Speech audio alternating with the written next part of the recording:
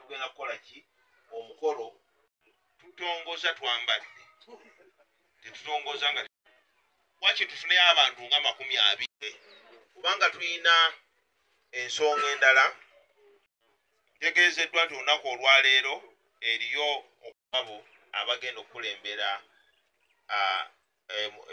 ekitongole ky'ekikopo mu Kyaggwe omwaka gwe neesunga okulira olukalala olwo tugenda kukola ki okwongera okutambula kambasabe bannange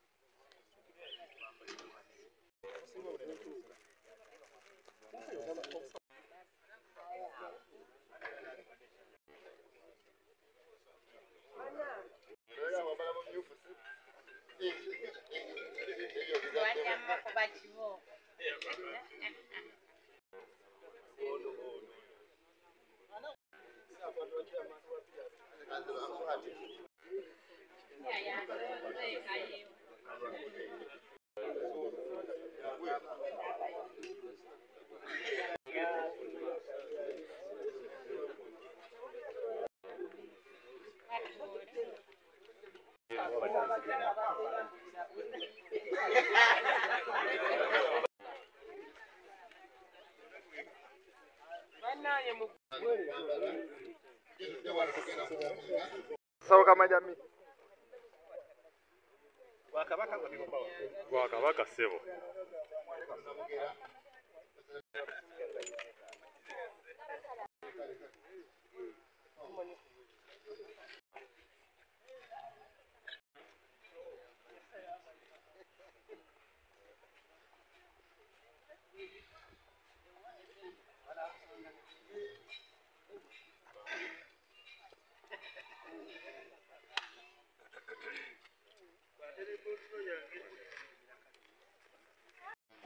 olunaku olwaleero nga 18 tusimbudde mu kutongoza emijoozi egy'emisinde ku mazaalibwa ga Ssaabasajja Kabaka ogw'omwaka 7 egy'obuto. Tuwera nga bannakyaggwe okuba amasaza gonna okulaba ntugula emijoozi egisinga obungi wano mu Bwakabaka bwa Buganda mu masaza gonna 18.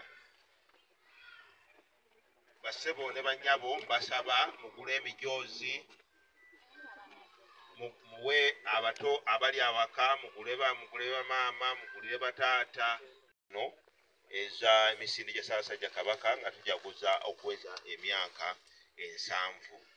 Beebaza nnyo mwebale nnyo mwebalire ddala era mbasuubira olunaku olwaleero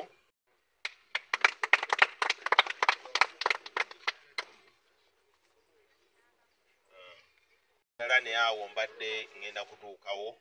Mbasaba mwenna tukubirize bannakyaggwe naddala baana abali mu municipality eno n'ebitundu ebirala zigenda okuwera essaawa 12 ez'okumakya ffenna nga essaza lino ku mbuga wajjudde ekimyufu kyokka reediyo ono okulaba nti tutandika emisinde tugitandikira wano. Tusuubira zinagenda okuwera ssaawa emu nga abo bagenda okudduka emisinde emiwanvu kilomita 10 basimbudde ate tuzeeka ba kilomita 5 awamu n'abo bagenda okudduka kilomita 3.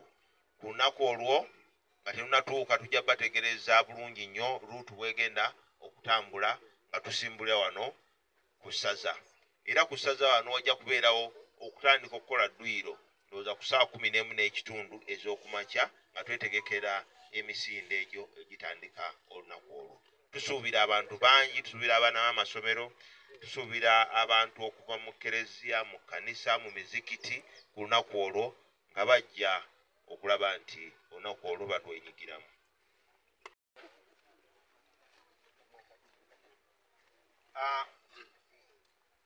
Buli omu agenda okwetaba ku misinde gino ajja kugula kit ey'emisinde nga mulimu t-shirt eno emulaba obulungi nga nga mulimu n'eccupa eno ey'amazzi g'onookozesa ng'oli misinde awamu n'ebintu ebyo byonna byonna mwe bibeera. Kaakati guno omujoozi nze gwensoose oggula kanguwe omwami sipiika wessaza amuleete omwana wakwagala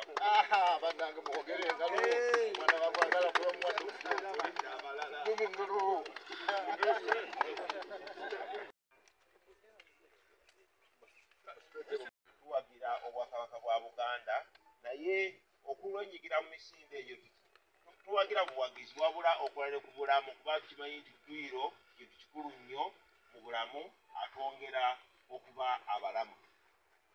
Bassebo ne bannyabo, omulamu omukulu ogw'omwaka guno Ssaabasajja Kabaka atukubiriza abaami n'abalenzi okulaba nti tukola kyonna kye tusobola ekiri mu mikono gyaffe nti twewala okusaasaanya akalwadde akamukenenya eri abaana abawala n'abakyala bonna. Tubasaba abalenzi n'abaami tubeere basaale kubanga bwe tuba basaale mu nsonga eyo akawuka ka mukenenya kajja kweyongera okusaasaana. Ate era mu ngeri ey'enjawulo nze nga Ssekiboobo era nkubiza ne bamaama nti bw'oba olaba osobola okwewala okusaasaanya akantu ako naawe kikoleko gwe nga maama. Weewaawo engeri nnyingi nnyo ezisobola okutangira akalwadde kano. Ebimu bwe kugenda ng'oyambadde nga toli bwereere mu ngeri ki eyo. Ate oba okwewala ensonga ezo nakyo kisoboka. Tulabe ate mbasaba abaami n'abakyala mwenna abali wano okulaba nti twekebeze tulabe we tuyimiridde ku nsonga ezo ez'obulamu bwaffe naddala ku kalwadde ako akamukenenya. Kijja tuyamba okulaba nti endwadde eyo teyeeyongera kusaasaana mu Bwakabaka bwa Buganda, mu Uganda ne mu nsi yonna. Ssaabasajja Kabaka atukubiriza nti bwe tuliba tukikoze ekyo gunaagenda okutuuka ddala nga akawuka ka mukenenya tekakyasaasaana ku misinde gyayiri oba nga kaweddewo bwe tuba ensonga ezo zitambuliddemu. Abasawo batunnyonnyola bulungi nnyo obulabe obuli mu kalwadde ako. Gy'amazaalibwa batunda emijoozi gino leero olunaku olwaleero tongozza okutunda emijoozi gino wano mu Kyaggwe.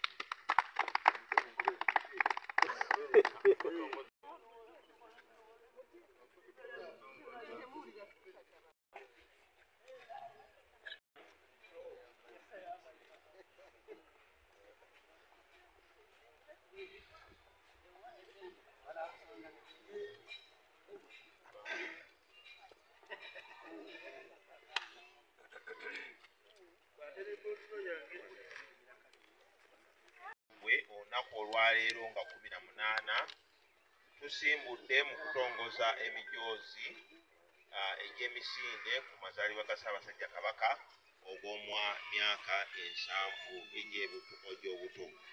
Tuwera nga Bannakyaggwe okuba amasaza gonna okulaba nti tugula emijoozi egisinga obungi wano mu Bwakabaka bwa Buganda mu masaza gonna 18. Bassebo ne bannyabo mbasaba mugule emijoozi muwe abato abali awaka, mugule bamaama, mugulire bataata no eza emisinde gya Ssaabasajja Kabaka nga tujaguza okuweza emyaka 7. Mbebaza nnyo, mwebale nnyo, mwebalire ddala era mbasuubira olunaku olwaleero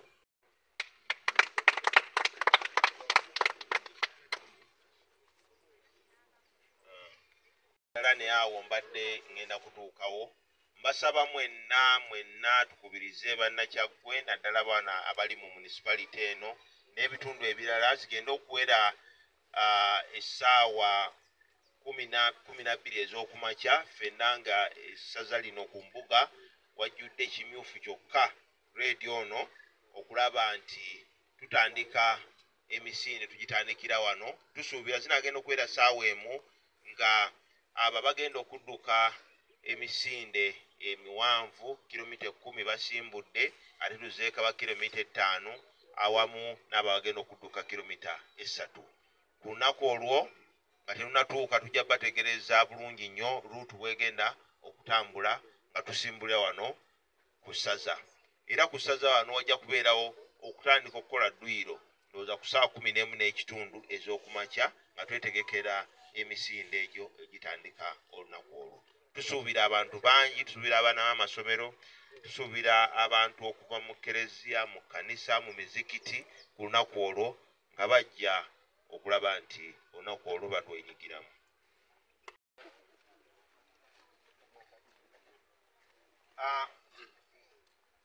Buli omu agenda okwetaba ku misinde gino ajja kugula kit ey'emisinde nga mulimu t-shirt eno emulaba obulungi, nga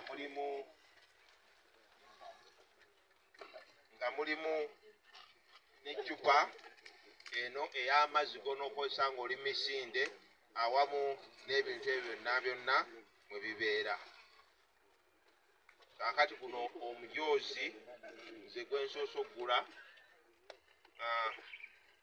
kanguwe omwami sipiika wessaza amuleete omwana wakwagala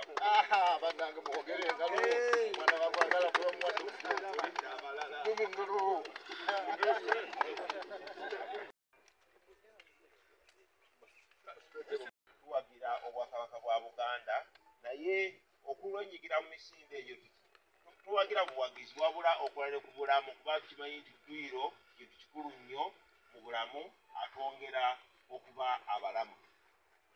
Bassebo ne bannyabo, omulamu omukulu ogw'omwaka guno Ssaabasajja Kabaka atukubiriza abaami n'abalenzi okulaba nti tukola kyonna kye tusobola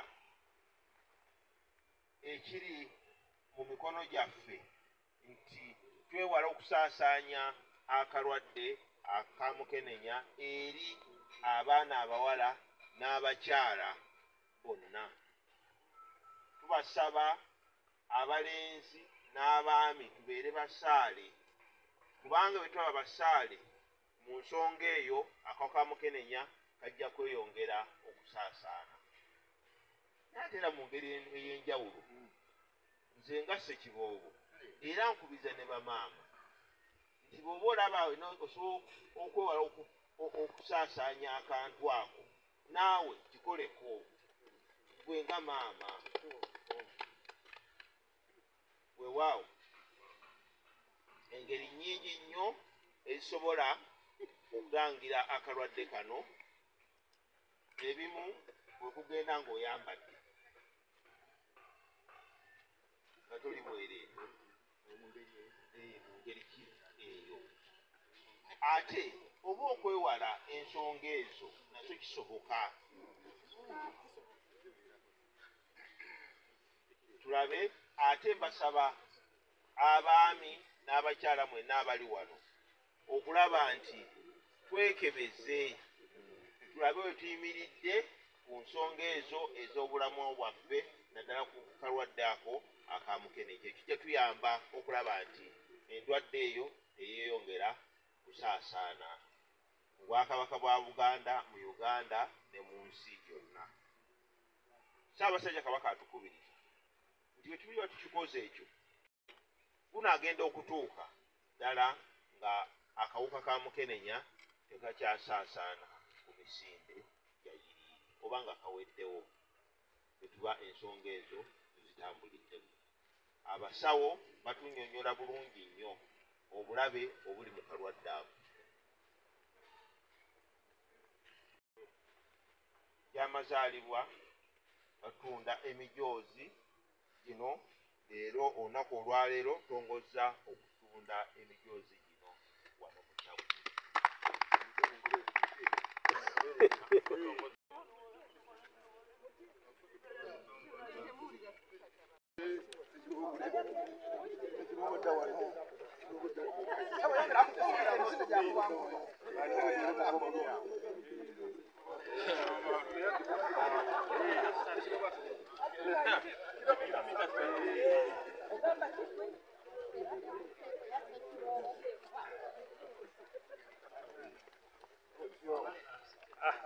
Kimala temumenya ayo kimala bannaye kimala ebale nnyo